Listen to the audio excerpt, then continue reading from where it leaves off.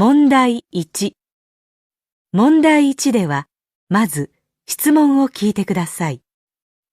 それから話を聞いて、問題用紙の1から4の中から最も良いものを一つ選んでください。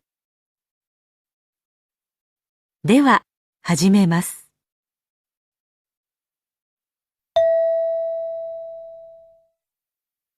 1番、男の学生が大学の学習支援センターに電話をしています。男の学生はこの後、まず何をしなければなりませんか？もしもし、学習支援センターですか？そちらで学生アシスタントを募集していると聞いたんですが、詳しく教えていただけますか？はい。今回は学部生のレポート作成の支援をしてくれる大学院生を募集しています。大学院生ですか？はい、修士1年です。そうですか。募集人数が限られていて、書類と面接で選考します。はい、応募には指導教員の先生の許可が必要です。応募することを伝えて承諾を得てきてください。はい、その上で一度センターまで来てください。応募書類の用紙をお渡しします。わかりました。説明会があるって聞いたんですが、いつですか？ああ、採用が決まった後に行います。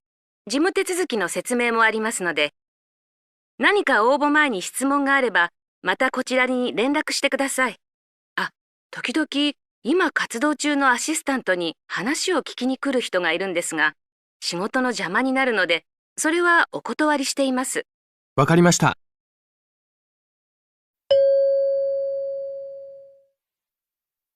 男の学生はこの後、まず何をしなければなりませんか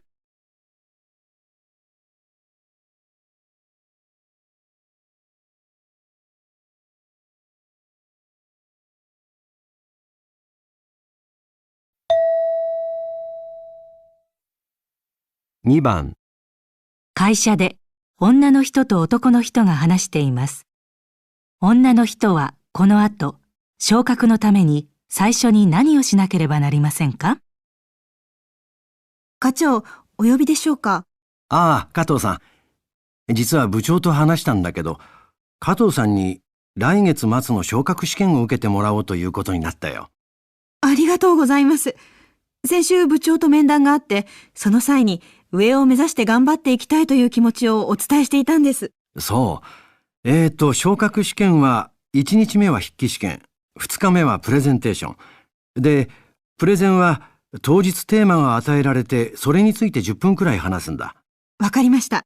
それで、試験を受ける条件として、マネージメント研修を受けておく必要があるんだけど、それが今月の終わりにあるからね。詳細は後で知らせるよ。はい。プレゼンが心配かもしれないけど、日頃の仕事の範囲のことが出るわけだからね。はい、わかりました。頑張ります。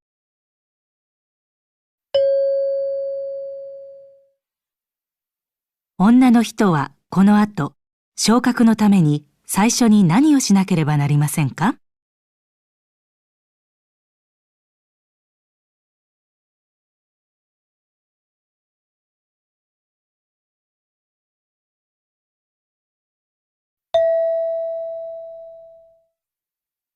？3番、大学のオーケストラの部長が部員に話しています。部員は何をしなければなりませんか？毎年恒例の定期演奏会の季節がやってきました。今年は例年使用していたホールが改装中のため、別の会場を探すことになりましたが、無事、青葉ホールを抑えることができました。協力してくれた皆さん、ありがとうございます。ポスターとチラシが来週、印刷会社から届く予定で、ポスターはすでに各所に貼っていただくよう交渉済みです。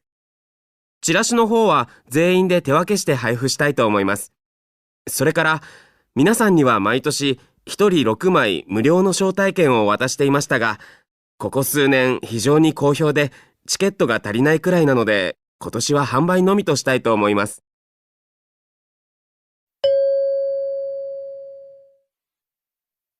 部員は何をしなければなりませんか？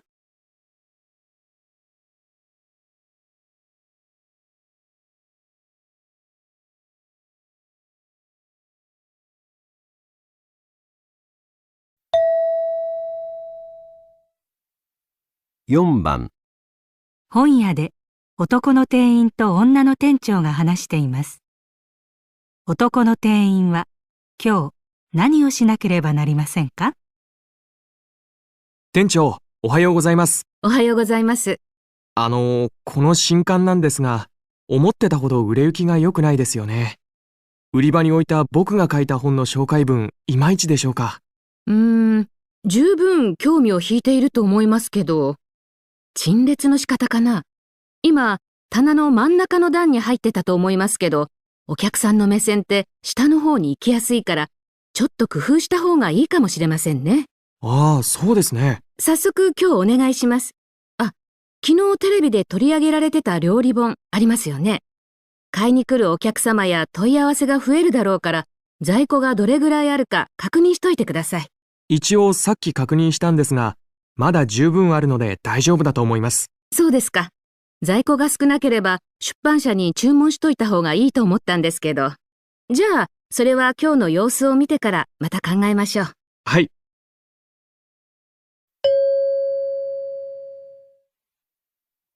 男の店員は今日何をしなければなりませんか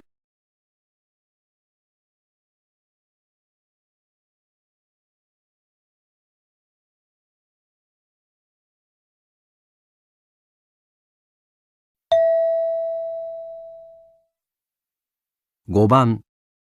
大学で男の職員と女の職員が話しています。女の職員はこれからまず何をしなければなりませんか？山中先生の退職記念の講演会だけど、今日の会議で予定通りの日に決まったよ。卒業生にお知らせのメールを出してくれる？はい。講演のテーマとか詳細は未定だけど、皆さんお忙しいから日程を知らせておかないと。で、詳細が決まったら改めてお知らせして、それから大学のホームページにも情報を掲載してね。わかりました。それで、講演会の時間は午前か午後2つ案があったけど、午後の方になったよ。そうですか。講演会の会場は午前も午後も予約してましたが、午前はキャンセルですね。それだけさっきやっといたよ。他に予約希望が出てるから、決まり次第知らせてくれって言われてたから。そうなんですか。講演会の後、学内でお祝いの食事会を開くかもって話でしたが、どうなったでしょうか。必要ならそちらも会場を予約しますが。ああ、学内ではやらないことになったから、僕たちの方では手配しなくて大丈夫だよ。ありがとう。わかりました。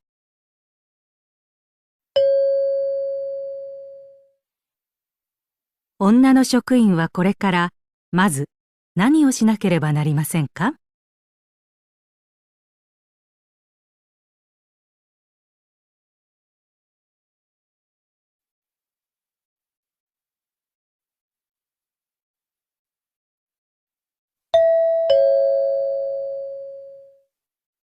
問題2。問題2ではまず質問を聞いてください。その後、問題用紙の選択肢を読んでください。読む時間があります。それから話を聞いて、問題用紙の1から4の中から最も良いものを一つ選んでください。では、始めます。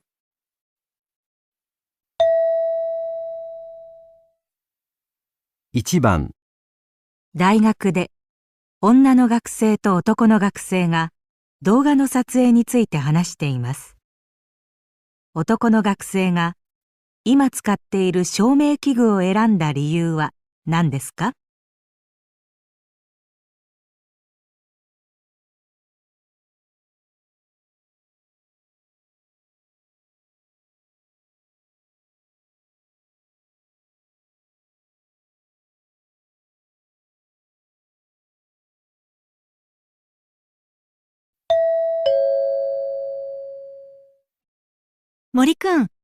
森くんがインターネットで配信してる食べ歩き動画を見たんだけど、夜でもすごく綺麗に撮れてるね。照明器具使ってる？うん。暗いところで撮影するなら照明は必需品だよ。そうだよね。私、キャンプの動画の配信を始めたんだけど、夜だとうまく撮れなくて。森くん、どんなの使ってるの？光の強さとか調節できる？ああ、動画やる人にはそういうのがかなり細かく調節できるのが人気だよね。でも僕はそれより持ち運びやすさを基準にして決めたんだ。あちこち店を移動するからね。なるほどね。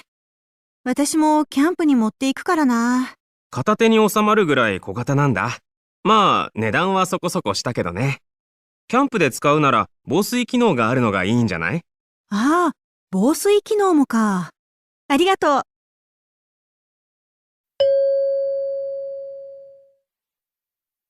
男の学生が今使っている照明器具を選んだ理由は何ですか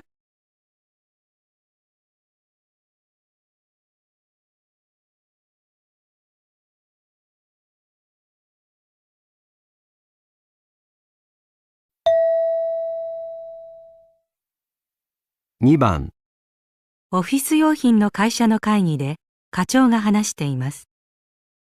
この部署では今年の展示会の準備で何を担当しますか？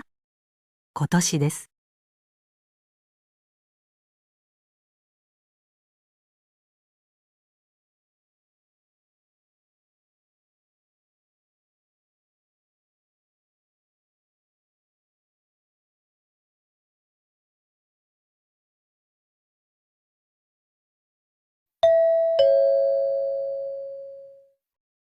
今年も新規顧客の獲得のため展示会に出展することになりました。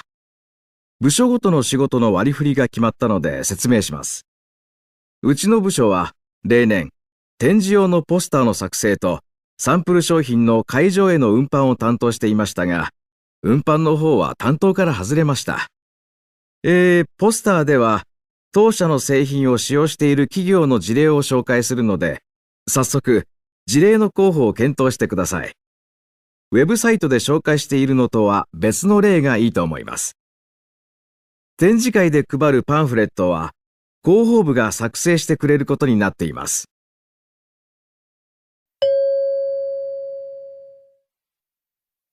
この部署では今年の展示会の準備で何を担当しますか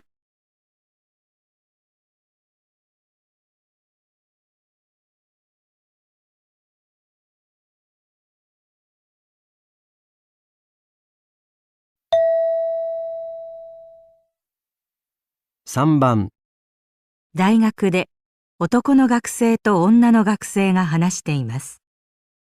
女の学生はインターネットで就職の面接を受けるときに最も気をつけていることは何だと言っていますか？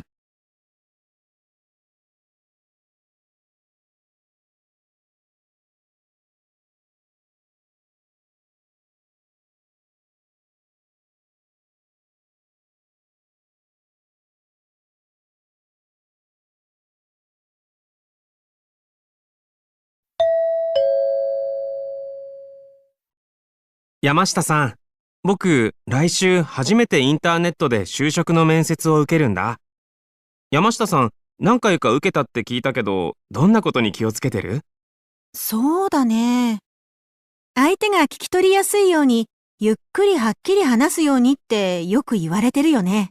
あ、それは僕も気をつけようと思ってる。面接の前には画面上の設定も変えないとね。それなんかで見た。画面上で顔が明るく見えるように設定を変えといた方がいいんだよね。まだやってないから、それもやらなきゃいけないな。あと、画面といえば、ビデオ通話ってカメラを見ないで画面に映る相手の顔を見て話しちゃわない？ずっと目線が下がったままだと、面接に集中してないって誤解を与えてしまうかもって聞いたよ。確かに。面接で話してると、私、時々それやっちゃうから、特に意識してるんだ。そう。あと、面接の時、インターネットの接続に問題が起きて、相手に声が聞こえなくなったりしたらどうしよそういうことはあるかもしれないけど、まあ、冷静に対処すればなんとかなるよ。う。わかった。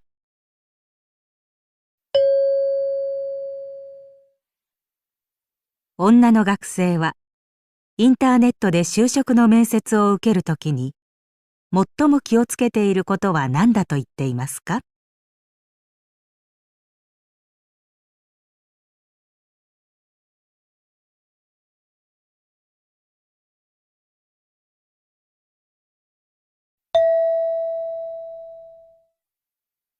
？4番、テレビでレポーターが話しています。レポーターは先月発売されたスーツのどのような点が新しいと言っていますか？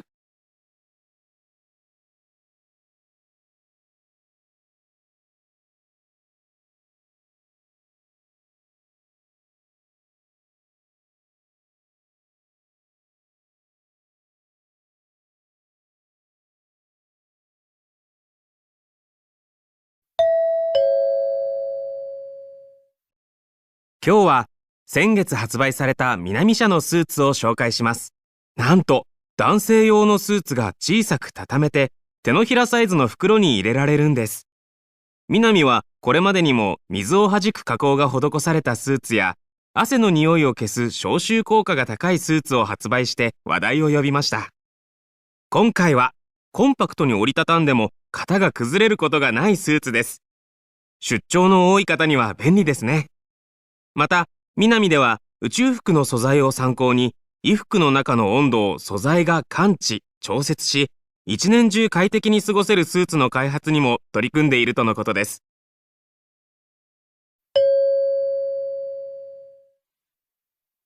レポーターは先月発売されたスーツのどのような点が新しいと言っていますか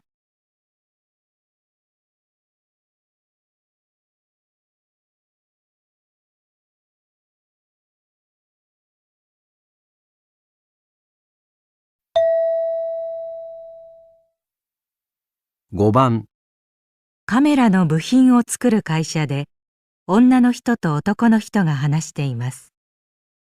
男の人はどうして出張することになったと言っていますか？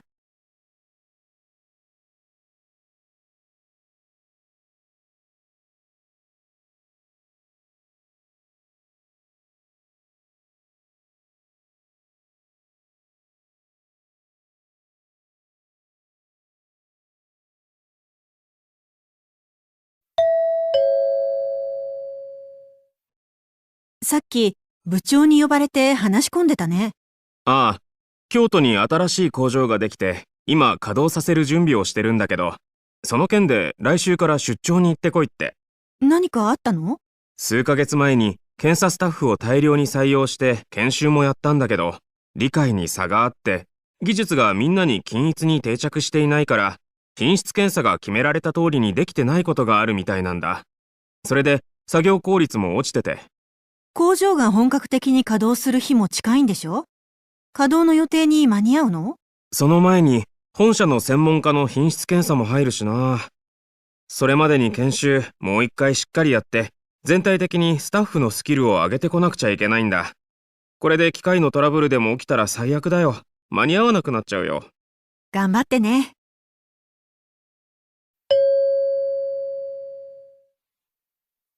男の人はどうして出張することになったと言っていますか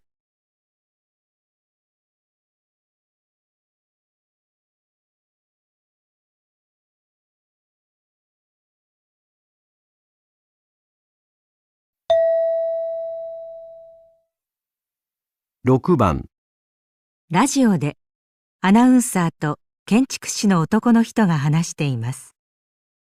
男の人は今お客さんに畳の部屋が好まれるのはどうしてだと言っていますか？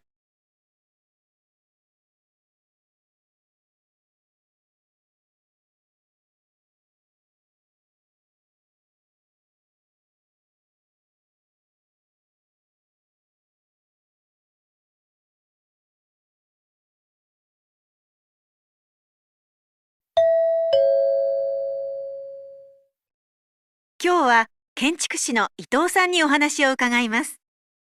伊藤さん、最近は新築の家を建てる際に畳の部屋を希望する人が増えているそうですね。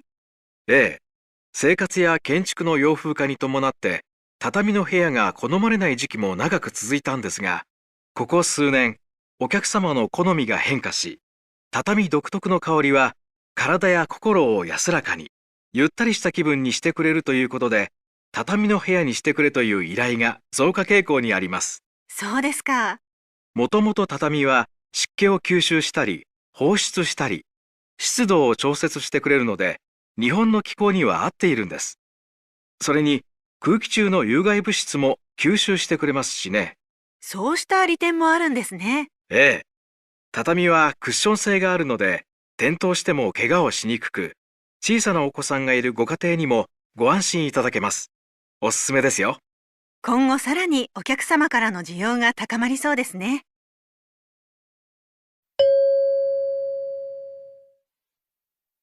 男の人は、今、お客さんに畳の部屋が好まれるのはどうしてだと言っていますか？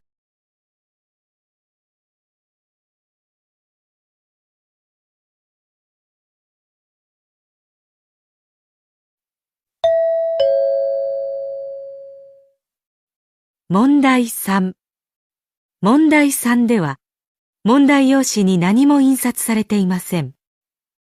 この問題は、全体としてどんな内容かを聞く問題です。話の前に質問はありません。まず話を聞いてください。それから質問と選択肢を聞いて、1から4の中から最も良いものを一つ選んでください。このように書きます。では、始めます。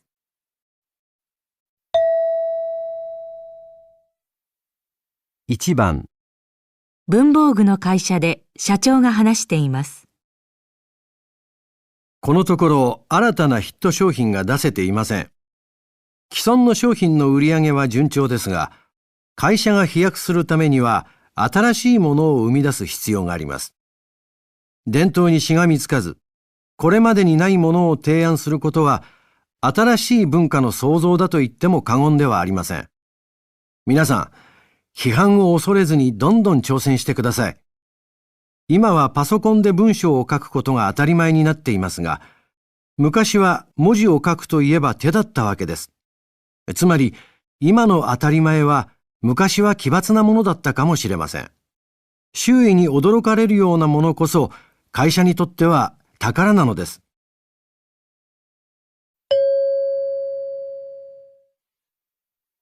社長が言いたいことは何ですか？ 1、会社の業績を回復させてほしい。2、会社の伝統を大事にしてほしい。3、新しいアイデアを出してほしい。4、新しく開発した商品をヒットさせてほしい。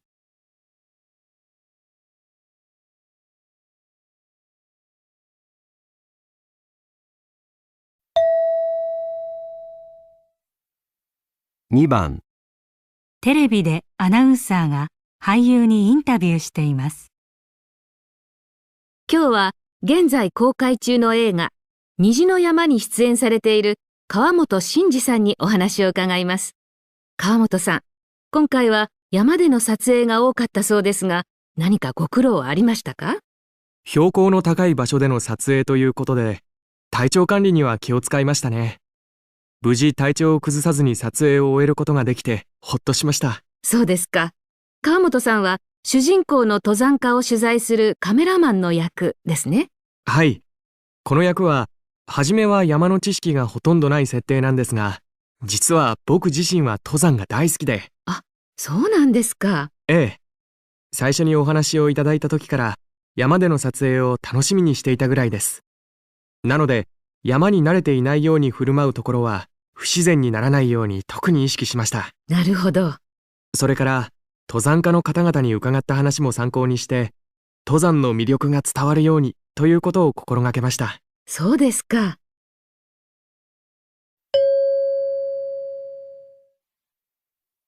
俳優は何について話していますか？ 1、今回の役を引き受けた経緯。2、役を演じる上で気をつけたこと。3、山での撮影の面白さ。4、登山家との交流の思い出。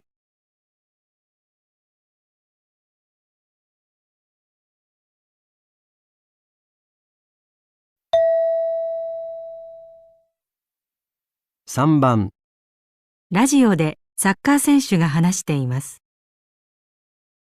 ピアノを弾くのが趣味だって言うと驚かれるんですが、子供の頃7、8年習ってて結構弾けるんですよ。他の楽器でもそうかもしれませんが、ピアノを弾くのって意外に運動に通じるところがあるんです。集中力が求められますし、リズム感とか体全体で表現する感覚みたいなものが活性化されるというか、弾いてる時どうすれば上達するかって考えながらやっていて、その点でもサッカーと通じるところがあるなと思います。野球選手にもピアノを習ってることがプレーに役立ってるって言ってる方がいましたね。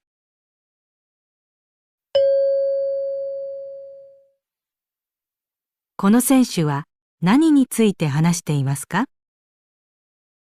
1、スポーツ選手に人気の趣味。2、ピアノを習い始めたきっかけ。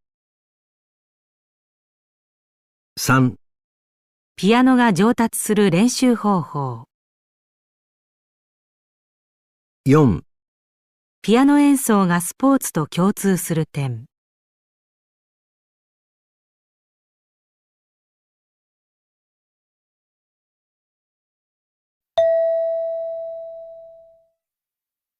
4番、講演会で医者が話しています。テレビなどでよく健康法や長生きの秘訣が紹介されますね。体にいいある食材を毎日食べるなど、誰にでも簡単にできると言って紹介されるものも多いです。試すこと自体は悪くありません。ただ、患者さんと話してると、そういった健康法が誰にでも効果があると思ってる方が多いと感じます。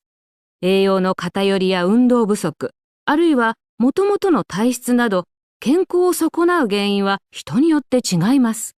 ですから、例えば何かの栄養を摂ることが勧められていても、すでに十分に足りてる栄養だったら摂る必要はないわけです。テレビなどで取り上げられているものでも、自分の状態に合ったものかどうかを見極めることが健康への第一歩なんです。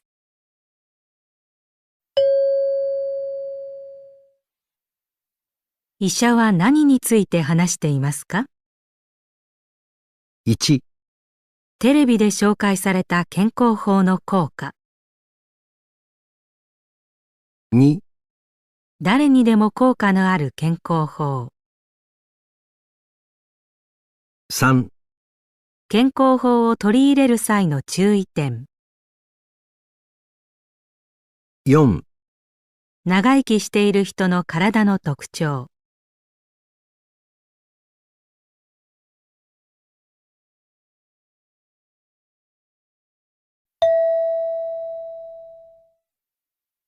5番、ある市の議会で議員が話しています。東地区では高層マンションの建設が計画されており、それに伴って今後、学齢期の子どもが増えることが見込まれます。東地区の東小学校では、現在の教室数では対応できなくなると予想されています。また、校舎が築50年を経過しており、地震対策など必ずしも万全とは言えません。IT 特別教室などの設備の拡充も必要になっています。こうした点を踏まえ、早急に立て直すことが求められます。市の財政も潤沢とは言えませんが、未来を担う子どもたちの教育は最優先課題と考え、関係費用を来年度予算に計上することを提案する次第です。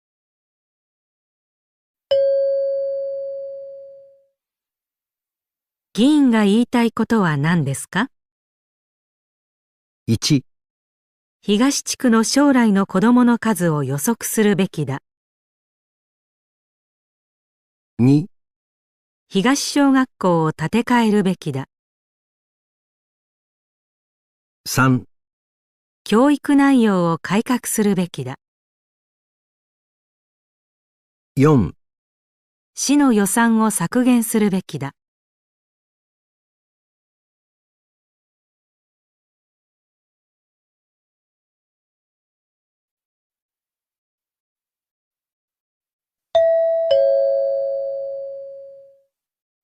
問題4。問題4では、問題用紙に何も印刷されていません。まず、文を聞いてください。それから、それに対する返事を聞いて、1から3の中から、最も良いものに書きます。では、始めます。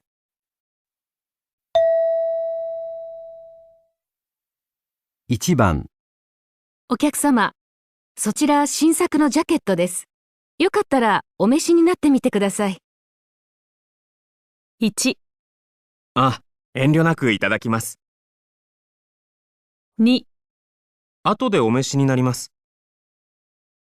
3、じゃあこれ試着します。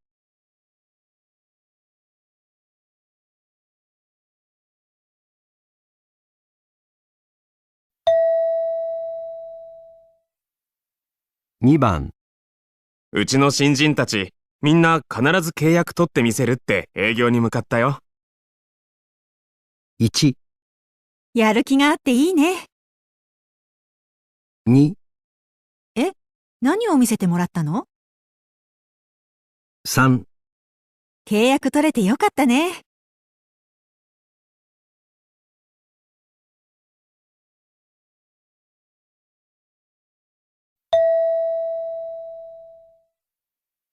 3番、今の映画のラストシーン、映像と繊細な音楽が相まって印象的だったね。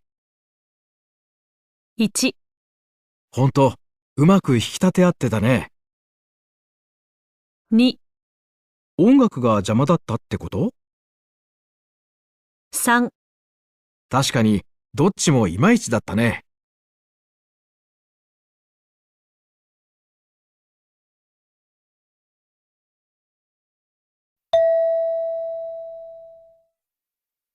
4番、お客様、本日お席にご案内できるまでお時間頂戴しそうなんですが。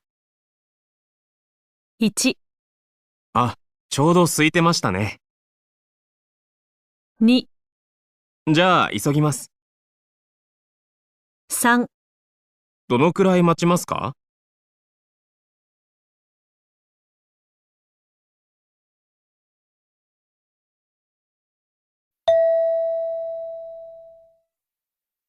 ？5番、総務の佐藤さんの細やかな対応にはいつも頭が下がるよ。1、そんなに不満なんだ。2、ほんと、尊敬するよね。3、注意してあげたら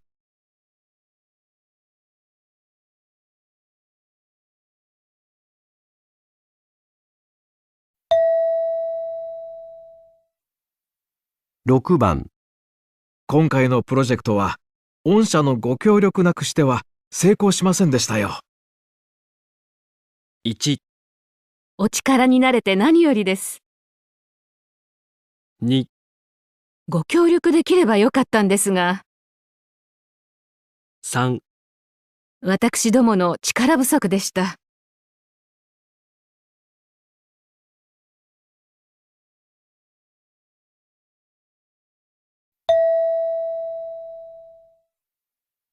7番、村田さん、来週緑山に初めて登るでしょ？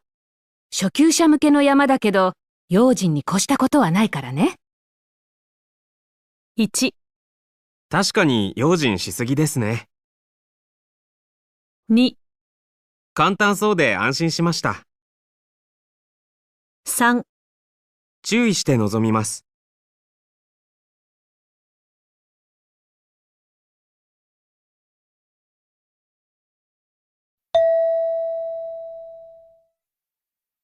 8番、最近涼しいのに、アイスこんなに仕入れて、売れる見込みないんじゃない？ 1、もう少し仕入れておきましょうか。2、よかった。売れ始めたんですね。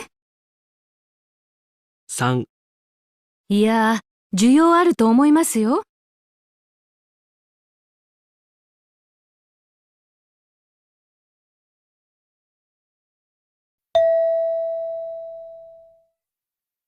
9番、サークルのことで相談があるって言ってたよね。今日の夕方だったら時間取れなくもないよ。1、今日は無理なんだね。 2、忙しいのに悪いね。3、夕方までだね。わかった。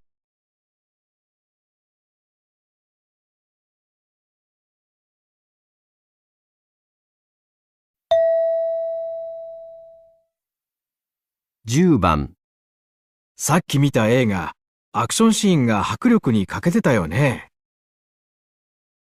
1、アクションシーンだから仕方ないよ。2、ちょっと物足りなかったね。3、そんなに気に入ったんだ。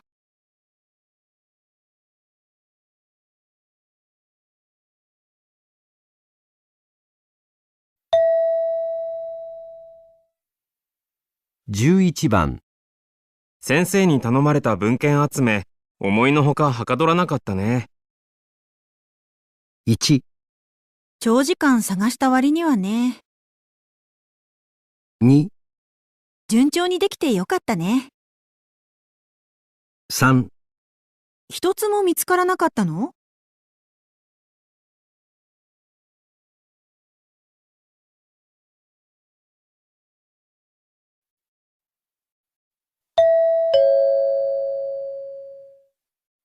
問題5。問題5では長めの話を聞きます。この問題には練習はありません。問題用紙にメモを取っても構いません。1番。問題用紙に何も印刷されていません。まず話を聞いてください。それから質問と選択肢を聞いて、1から4の中から最も良いものを一つ選んでください。では、始めます。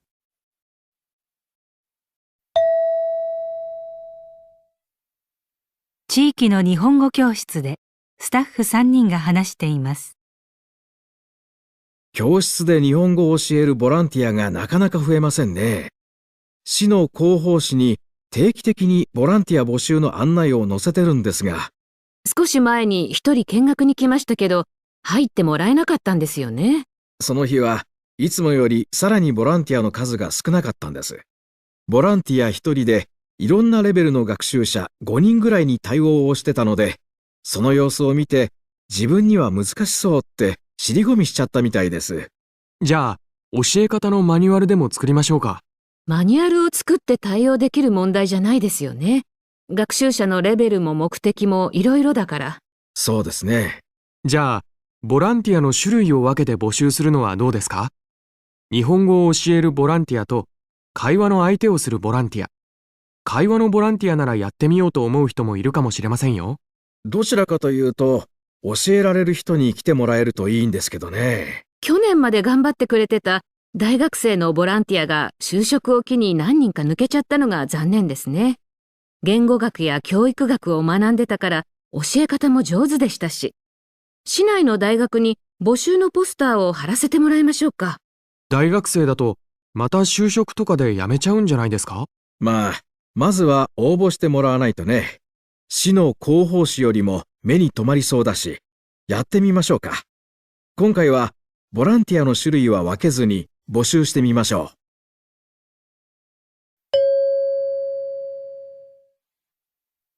ボランティアを増やすために何をすることにしましたか？ 1、市の広報誌で募集する回数を増やす。 2、教え方のマニュアルを作る。3、ボランティアの種類を分けて募集する。4、市内の大学に募集のポスターを貼る。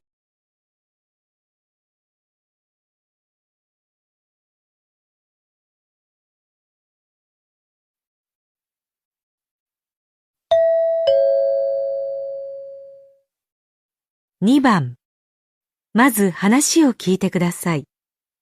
それから2つの質問を聞いて、それぞれ問題用紙の1から4の中から最も良いものを1つ選んでください。では、始めます。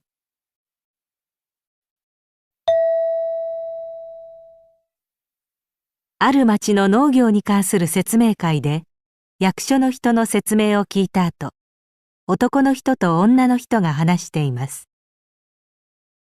この町で力を入れている4つの農作物をご紹介します。説明の後で各農作物について個別の相談もお受けします。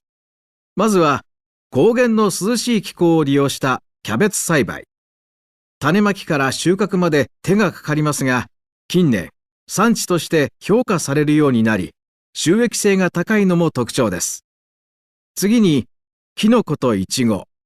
どちらもハウス栽培で管理は大変ですが、田んぼや畑よりは力仕事が少ないです。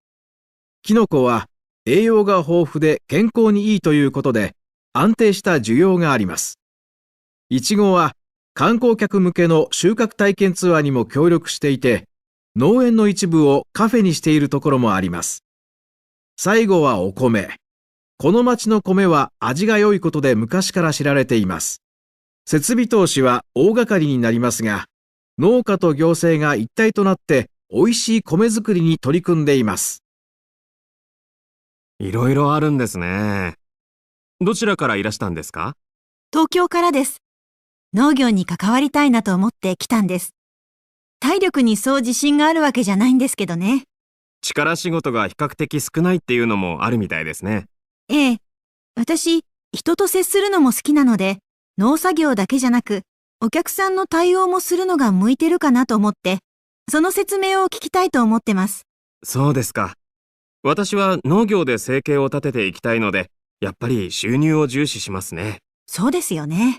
実は私、この町出身なので、伝統的に作られてきたものにも思い入れがあるんですけど、それより新しい地域の名産として評価され始めたものを、これからもっと売り出す方に興味があって、その説明を聞きに行こうと思ってます。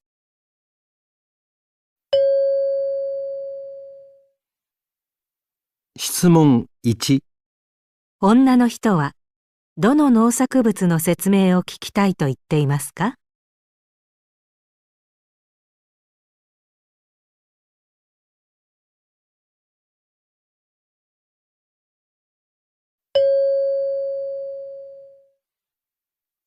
質問2、男の人は、どの農作物の説明を聞きたいと言っていますか？